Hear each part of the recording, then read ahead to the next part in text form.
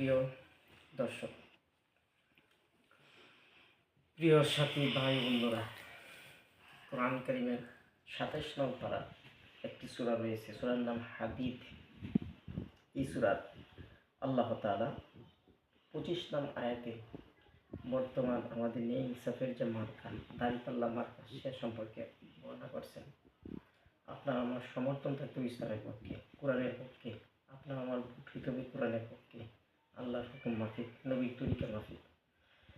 আল্লাহ তাআলা কোরআন কারীমের সূরাতুল হাদীদের ২৫ নং আয়াতে বলেন, ওয়ানজালনা মাহুমুল কিতাবা ওয়াল মিজান।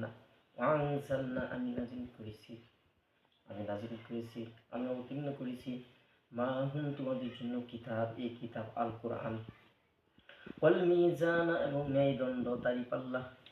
পাওয়া গেল দাঁড়িপাল্লা আছে যে কোরআনে, কোরআনের পক্ষে হব, ইসলামের পক্ষে হব, নবীর পক্ষে হব, তাছাড়া ভিন্ন পথে যাওয়া যাবে না, ইনসাফের পক্ষ হবে। আল্লাহ তাআলা সূরাতুল মাইদার ৪৪ নং আয়াতে বলেন, ওয়ামান লাম ইয়াহকুম বিমা আনজালাল্লাহু ফাউলাইকা হুমুল কাফিরুন। নাউযুবিল্লাহ। আল্লাহ তাআলা যে বিধান দিয়েছেন, এই বিধান অনুযায়ী, বিমা আনজালাল্লাহু, আল্লাহ বলতেছেন, আমি যা অবতীর্ণ করেছি, যে বিধান দিয়েছি, হুকুমত দিয়েছি, ওইখানে জীবন পরিচালনা করে না, আল্লাহর হুকুম মানে না, সে যেন কাফেরের সামঞ্জস্য, কাফেরের মতো হয়ে গেল। নাউযুবিল্লাহ।